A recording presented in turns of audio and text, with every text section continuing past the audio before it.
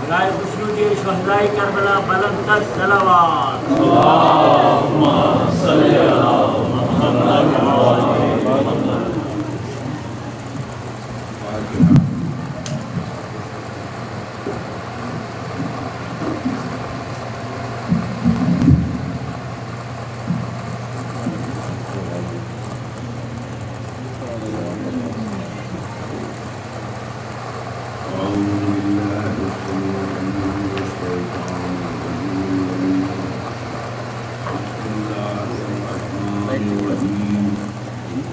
الحمد لله رب العالمين والصلاة والسلام على أشرف الأنبياء والمرسلين سيدنا ونبينا وشفيعنا أبي القاسم محمد. اللہم صلی علی محمد و آل محمد. أما بعد فقد قال الله سبحانه وتعالى في كتابه المبين وهو أصدق الصادقين. بسم الله الرحمن الرحيم. قل لا أسألكم عليه أجرا إلا المودة في القربى. اللہم صلی علی محمد و آل محمد. قرآن مجید میں پروردگار عالم نے ارشاد فرما رہا ہے کہ اے رسول کہہ دیجیے کہ عزر رسالت سوائے محبت اہل بیت میری قرابت داروں کی محبت کے اور کچھ نہیں. اگر آپ اس آیت کریمہ کا مطالعہ کریں اور قرآن مجید کی اور دوسری آیات کا مطالعہ کریں تو ایک سوال ذہن میں آتا ہے، اور وہ یہ کہ رسول اکرم سے پہلے جتنے انبیاء و مرسلین و پیغمبر آئے انہوں نے جب اس کام کو ہم انجام دیا تو ہم دیکھتے ہیں اسی قرآن مجید میں ہر پیغمبر یہ کہتا ہوا نظر آ رہا ہے کہ میں کوئی اجر رسالت نہیں چاہتا. کیوں؟ ان اجریہ الا علی رب العالمین. ہم یہ خدمت کر رہے ہیں، جو قربانیاں دے رہے ہیں اور تم کو راہ راہ پہ لا رہے ہیں، اس کی اجر ہم تم سے کچھ نہیں چاہتے، ہمارا اجر تو اللہ کے. اب ایک سوال اٹھتا ہے کہ ہر پیغمبر سے اللہ یہ کہلوا رہا ہے، کیونکہ قرآن مجید میں جو بھی پیغمبر کہہ رہے ہیں وہ خود سے نہیں کہہ رہے ہیں کہ ہم جو قربانیاں دے رہے ہیں اس کا اجر ہم تم سے نہیں چاہتے، بلکہ ہمارا اجر اللہ مطابق کرے گا. اور پیغمبر سے اللہ تعالیٰ کہلوا رہا ہے ہمارے اور آپ کے آخری رسول سے. یہاں خود وہ نہیں کہہ رہے، قل لا اسألکم علیہ، کہہ دیجیے کہ اجر رسالت کچھ نہیں مگر یہ کہ میرے قرابت داروں سے محبت. تو حضور والا یہ تضاد یا نعوذ باللہ من ذالک کوئی کنٹراڈکشن قرآن نہیں. ان آیات کی روشنی میں اس آیت کی عظمت کا احساس ہوتا ہے. دراصل جب آپ قرآن مجید پڑھیں گے تو آپ کو پتہ چلے گا کہ بڑا زبردست فرق ہے ہمارے پیغمبر کی سیرت میں اور دوسرے انبیاء اور مرسلین کی سیرت میں. جتنے پیغمبر آئے سب عظیم الشان شخصیت سے اور ہر ایک کی پروردگار عالم نے تعریف کی ہے اور سب ہمارے لیے قابل عزت و احترام ہیں. لیکن ایک چیز یہ نظر آتی ہے کہ جو اور پیغمبر آئے جب انہوں نے اپنی امت کو اصلاح کے لیے اس پیغام کو پہنچایا اور اس قوم نے ان کو تکلیفیں پریشانیاں اور مشکلات کھڑی کی، انہوں نے سب برداشت کی، صبر میں کوئی کمی نہیں آئی. لیکن ایک اسٹیج ایسی آئی جب ہر پیغمبر نے بارگاہ رب العزت میں یہ کہہ دیا کہ پالنے والے یہ قوم ہماری بات ماننے والی نہیں ہے، لہذا اب میرے اور ان کے بیچ میں تو فیصلہ فرما دے. آپ پورا سورہ نور پڑھیے، سورہ نور میں باقاعدہ حضرت نور میں پورا سورہ نور کا ترجمہ آپ پڑھیے، پوری تفصیل بیان کرتے ہیں کہ میں نے دن کو رات کو صبح و شام اس قوم کو راہ راہ پہ لانے کی کوشش کی اور پروردگار میں نے اس کو بتایا. لیکن آخر میں ہم کہتے ہیں پروردگار میری ساری کوششوں کا نتیجہ یہ ہوا کہ یہ سوائے انکار کے اور مخالفت کے میں نے کوئی اور چیز نہیں دیکھی. حضرت موسیٰ کا واقعہ پڑھیے، وہ تفصیل سے کا بیان کیا گیا ہے. وہ بنی اسرائیل سے کہتے ہیں کہ دیکھو یہ شہر اللہ نے تمہارے لیے لکھ دیا ہے، اس میں ایک قوم آباد ہے، تم جاؤ اس سے لڑو اور اس کے بعد اللہ تمہیں یہ پوری زمین دے دے گا. یہاں بھی وہی ہوتا ہے کہ وہ قوم کہتی ہے کہ آپ جائیے، آپ کا خدا رہے، ہم تو نہیں جائیں گے. تو حضور والا آپ برا کیا، جس وقت حضرت نوح نے اللہ تعالیٰ کی بارگاہ میں یہ کہہ دیا کہ میں نے سارا کام جو کہ ممکن تھا کیا لیکن یہ قوم مخالفت کر رہی ہے، اس کے بعد یہ حکم آیا کہ اے نوح اگر ایک کشتی تیار کرو اور جو تمہارے ساتھ ہیں ان کو لے لو، باقی سب کو میں ڈبو دوں گا۔ اسی طرح حضرت موسیٰ نے جب یہ شکایت کی کہ پالنے والے میرا تو صرف بس چلتا ہے اپنے بھائی کے اوپر اور یہ قوم میری بات نہیں مان رہی، تو فوراً ہوا کہ اچھا تو یہ ہم نے 40 سال کے لیے زمین اس پر حرام کر دی اور پھر وہ تڑپ تڑپ کے ادھر ختم ہو گئے۔ تو آپ دیکھیے حضرت نوح کا واقعہ پڑھیے، جتنے پیغمبر ہیں ان سب کا واقعہ پڑھیے، آپ دیکھیے گا کہ کیا ہوا۔ پیغمبروں نے بڑی اخلاص کے ساتھ خلوص کے ساتھ تمام قربانیاں دے کر اپنی قوم کو راہ راست پر لانے کی کوشش کی، مگر ایک اسٹیج ایسی آئی جب اسی پیغمبر نے اسی امت کا شکوہ بارگاہ رب العزت میں کیا کہ یہ ہماری بات ماننے والی نہیں۔ اور حضور والا قرآن سے ثابت جو ہوتا ہے کہ عذاب اسی وقت نازل ہوا جب پیغمبر نے یہ کہہ دیا کہ ابھی میری بات ماننے والی نہیں ہے اور میرے ان کے پیچھے فیصلہ کر دیا۔ حضور والا یہ سیرت پیغمبر انبیاء و مرسلین نہیں ہے، لیکن انبیاء و مرسلین کی فہرست میں ایک ذات ہے رسول اکرم صلی اللہ علیہ وآلہ وسلم، اللہم صلی علی محمد و آل محمد، جن کو کتنی تکلیفیں اذیتیں اور پریشانیاں کا سامنا کرنا پڑا۔ خود نے فرمایا کہ جتنی تکلیفیں میری امت نے مجھے دی کسی پیغمبر کو نہیں دی، لیکن اس کے بعد پوری تاریخ گواہ ہے کہ کبھی بارگاہ رب العزت میں ہمارے رسول نے نہیں کہا کہ پالنے والے یہ میری بات نہیں مان رہی ہے، لہذا میرے اور ان کے بیچ میں فیصلہ کر دے۔ ارے حضور یہ کہنا تو درکنار، جنگ احد میں جب آپ کے دندان مبارک شہید ہوئے تو اسی وقت بارگاہ رب العزت میں ہاتھ اٹھ گئے، کیونکہ جانتے تھے کہ میری قیمت کیا ہے، میرا مقام کیا ہے۔ ہاتھ اٹھ گئے، پالنے والے اس قوم کو معاف فرمائیے، مجھے پہچانتی نہیں۔ اسی طریقے سے آپ کو معلوم ہے کہ جب آپ گئے تھے اور قوم نے آپ کے اوپر پتھر مارے تھے اور اس کے بعد اللہ نے جبریل کے ساتھ 2 فرشتے بھیجے تھے اور کہا تھا کہ یہ فرشتے جو ہیں بس رسول اللہ آپ حکم دے دیجیے۔ طائف میں جب یہ پورا واقعہ آپ کی تفصیل سے آپ کو معلوم ہے، لوگوں نے آپ کے ساتھ بہت ظلم و ستم کیا، آپ کے جسم مبارک سے خون بہنے لگا، تو اس وقت جبریل آئے تھے 2 فرشتوں کے لیے کہ یا رسول اللہ کہ اللہ نے بھیجے، اور ان 2 فرشتوں کو کہا ہے اگر آپ حکم دیں تو یہ پوری قوم جس نے آپ کے ساتھ جو بدتمیزی کی ہے، یہ ظلم و ستم کیا، اس پہاڑی پہ آباد ہے، یہ پورا پہاڑ پلٹ کے رکھیں گے۔ اللہ بہت زبردست عذاب آیا تھا۔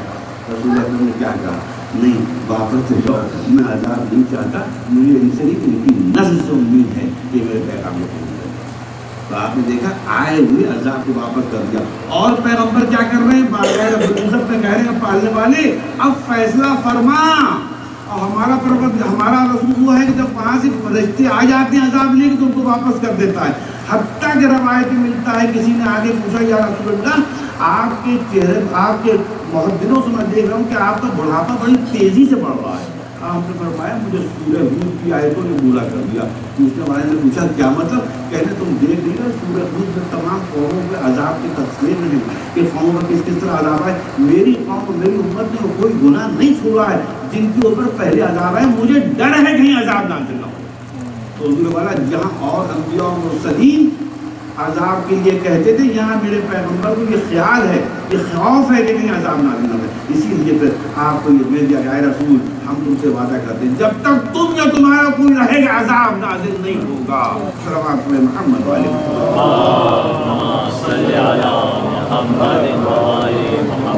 انبیاء و مرسلین کی فہرست میں صرف 2 شخصیتیں ایسی ہیں جنہوں نے کبھی امت کے لیے بددعا نہیں کی، ایک حضرت ابراہیم ہے اور دوسرے رسول اکرم ہیں۔ اسی لیے ایک کو خالق نے خلیل کہا اور ایک کو خالق نے حبیب کہا، اور یہی وجہ ہے۔ لیکن حضرت حسین میں کہتا ہوں یہ آیت کریمہ جو میں نے آپ کی خدمت میں تلاوت کی اللہ صلی علیہ وسلم، یہ اہل بیت کی شان میں ایک قصیدہ تھی، لیکن واقع کربلا کے بعد یہی آیت ایک مرثیہ تھی۔ آج کی رات جو آپ جمع ہوئی ہیں یہ شام غریبہ کی میت کے لیے، اللہ اکبر، یہ شام غریبہ کیا ہے؟ جو امت کا تحفہ ہے جو رسول اکرم کی خدمت میں پیش کیا تھا۔ اس دن کے واقعات اور 10 دن کے واقعات آپ سن رہے ہیں، کیا کیا ظلم و ستم ہوئے۔ آج کے دن کے واقعات آپ کو معلوم ہے کہ شام کا وقت ہے، کیا ہوتا ہے؟ حضرت رسول اکرم نے حضرت ام سلمہ کو ایک خاک دی تھی اور کہا تھا کہ بالکل یہ خاک جب میرا نواسا شہید ہو جائے گا تو یہ سرخ ہو جائے گا۔ روایت ملتا ہے صبح سے حضرت ام سلمہ کہتی ہے میری طبیعت میں ایک عجیب اضطرار تھا اور میں اٹھ کر دیکھتی تھی.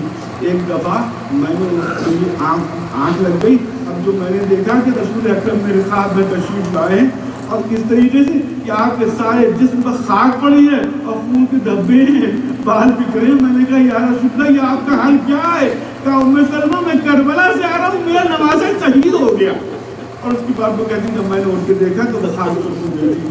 اللہ تعالیٰ نے حسین جس شخص امام حسین کی شہادت ہو گئی اور ظالم نے آپ کے سر مبارک کو طرز ادا کر لیا, اس کے بعد کے واقعہ شان غریبہ میں یہ ہیں کہ ایک طرف تو بیویاں باہر آ گئی تھی, ایک عجیب ہنگامہ تھا. اللہ اکبر. مگر میں دیکھتا ہوں آپ کا وفادار گھوڑا وہ فرض جس نے آخری وقت تک آپ کے ساتھ رہا, تو وہاں سے نکلنے کے بعد ایک جگہ آ کے اپنا سر جھکائی کھڑا ہو جاتا ہے.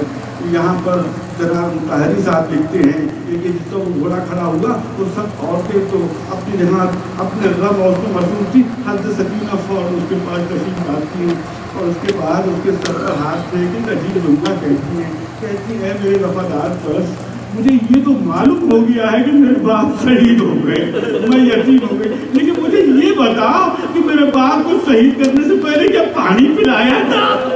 اللہ کو یہ کون بیٹی کہہ رہی ہے جو خود پیاسی ہے. ارباب اللہ شہادت امام حسین کی بات کیا ہوا؟ ارے کسی نے سید سجاد سے ایک دفعہ پوچھا تھا اور کہا تھا مولا کب تک آپ روئیں گے؟ ارے شہادت تو آپ کی میراث تھی.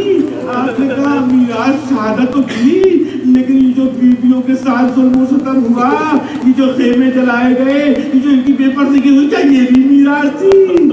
اللہ تعالیٰ حسین اگر صرف معاملات کا دل تک ختم ہو گیا ہوتا تب بھی بڑا دہشت ناک واقعہ تھا, مگر نہیں. ارباب ادا قتل کرنے کے بعد عمر سعد نے حکم دیا کہ اب ان لاشوں کو پامال کیا جائے. اللہ تعالیٰ حسین یہاں بھی ایک عجیب چیز نظر آتی ہے. میں دیکھتا ہوں ہر کے قبیلے کے لوگ آ جاتے ہیں, کہتے ہیں دیکھو ہر کو قتل کر دیا تو ہونا تو ہو گیا, مگر ہم یہ برداشت نہیں کریں گے کہ ہمارے قبیلے کی کسی فرد کی لاش کو پامال کیا جائے. کہا اچھا ہر کی لاش لے جاؤ. اللہ تعالیٰ حسین اسی طرح حبیب نے مظاہر, اسی طرح ضرورت نے قین, ان سب کے ایک ایک عزیز آنا شروع ہوئے. روایت میں ملتا ہے ایک ایک قبیلے کا آدمی آیا اور اپنے اپنے عزت کی لاشوں کو لے گیا. ارباب ادا اس کربلا کے ریگستان میں صرف ایک لاش رہ گئی اور وہ نواز رسول کی تھی, جس کو لینے کے لیے کوئی نہ آیا. اللہ تعالیٰ حسین اور اس کے بعد لاشوں کو پامال کیا گیا. پھر یہی نہیں, اس کے بعد یہ خیموں کی طرف بڑھے اور خیموں کو آگ لگانا شروع کی. اب ایک عجیب منظر ہے, میں دیکھتا ہوں حضرت زینب سید سجاد کے خیمے میں تشریف لاتی ہیں اور ایک عجیب جملہ کہتی ہیں. دیکھیے ابھی تک سید سجاد کو یہ خبر نہیں کہ میرا باپ شہید ہو گیا. آپ کہتی ہیں بیٹا خیمے میں آگ لگ رہی ہے, اب تم وقت کے امام ہو, بتاؤ ہم جل کر مر جائیں یا باہر نکلے. یعنی دوسرے الفاظ میں سید سجاد کو بتا رہی ہیں کہ تمہارے باپ شہید ہو گئے, اب تم امام وقت ہو. اللہ اکبر. سید سجاد نے امامت کے بعد سب سے پہلا جملہ کا آپ نے کہا اپنی جان بچانا ضروری ہے, لہذا خیمے سے نکلا جائے. ارباب اعضا اس کے بعد کیا ہوتا ہے میں دیکھتا ہوں حضرت زینب بچوں کو عورتوں کو ان جلتے ہوئے خیموں سے نکالتی ہیں. مگر ارباب اعضا ایک عجیب منظر مقتل میں پیش ہوتا ہے جس کو بیان کرنے کی طاقت نہیں ہے. راوی لکھتا ہے میں کھڑا سب منظر دیکھ رہا تھا, میں نے دیکھا کہ ایک دفعہ ایک خیمہ ہے جو آگ کے شعلوں کی نظر ہو گیا ہے, بیوی باہر کھڑی ہیں اور چاہ رہی ہیں. میں نے سمجھا اس خیمے کے اندر ضرور کوئی قیمتی چیز ہے, بیوی جانا چاہتی ہے مگر آگ کے شعلے رکاوٹ ہے. مگر ارباب اعضا میں نے دیکھا کہ ایک دفعہ بیوی ان جلتے ہوئے آگ کے شعلوں میں گھسی اور خیمے کے اندر چلی گئی. اور اس کے بعد کا منظر راوی کہتا ہے بیان کرنے کے قابل نہیں. میں نے دیکھا زینب اپنی پیٹھ پر بیمار سید سجاد کو لے کر باہر آ رہی ہے. ارباب اعضا یہ تھی کربلا کا عباس, یہ تھی کربلا کی عباس. سید سجاد کو باہر لے کر آئے. ارباب اعضا مگر اب یہ غموں کی تار ختم کیا ہوئی؟ آپ کو معلوم ہے جب حضرت مسلم کی شہادت ہوئی تھی تو کیا ہوا تھا؟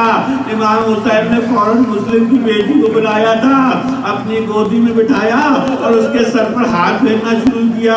ارے وہ بیٹی سمجھ گئی، کہنے لگے آپ مجھ سے محبت کرتے ہیں، اس پہ کوئی شک نہیں، لیکن چچا یہ اس وقت جو آپ میرے سر پر ہاتھ پھیر رہے ہیں مجھے کچھ سمجھ میں آ رہا ہے۔ آپ نے کہا تھا ہاں بیٹا تم یتیم ہو گئی، سکینہ نے دیکھا تھا الباب آزاد، مگر آج اس یتیمہ کا کیا ہوا؟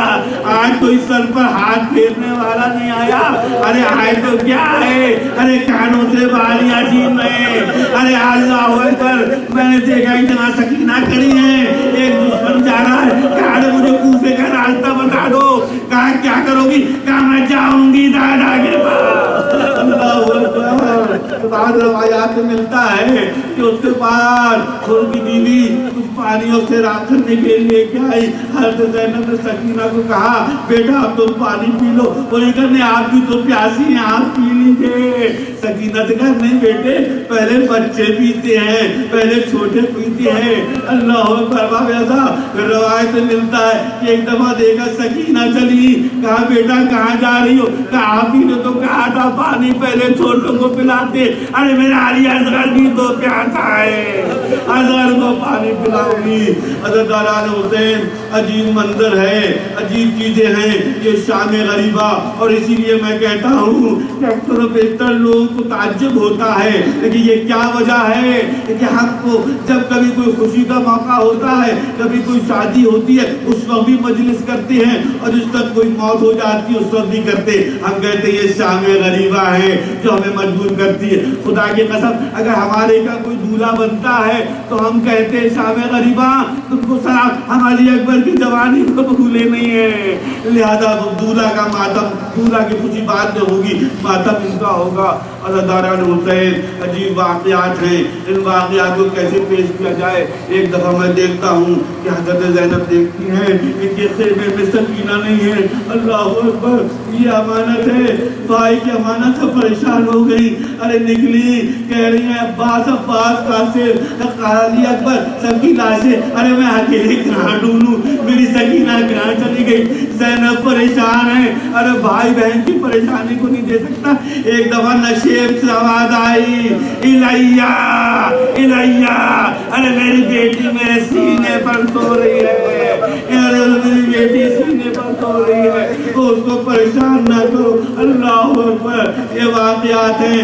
بعض ذاکرین اس موقع کے اوپر اپنی چیزوں اس کو پیش کرتے ہیں کہ اللہ اکبر، حضرت زینب ایک دفعہ کھڑی ہیں اور سب بچوں کو سلا دیا ہے اور پہرا دے رہی ہیں، آج اب باز بنی ہوئی ہے، دیکھا دور سے کوئی ایک شہسوار آ رہا ہے، زینب نے دیکھا دور سے کہا کہ اے شہسوار ادھر مت آنا، ارے بڑی مشکل سے سکینہ کو سلایا ہے، بڑی مشکل سے یہ بچے سوئے ہیں، ارے ان کے زخم بہت زیادہ ہیں، یہ زخمی ہیں، پیاسے ہیں، بھوکے ہیں، مگر شہسوار بڑھتا گیا یہاں تک کہ زینب آگے بڑھی۔ شہسوار میں نے کہا نہیں، ایک دفعہ شہسوار نے اپنا نقاب اٹھایا، کہا بیٹی ارے میں آئی ہوں، زینب نے ارے بابا اس وقت کہاں تھے جس کا قاسم کی لاش بمار ہوئی، جس کا علی اکبر کے سینے میں مرچی، جس کا سید شہداء کا سر بلندہ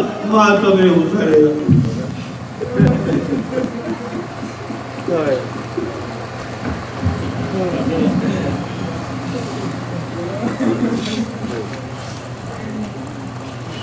وہ کربلا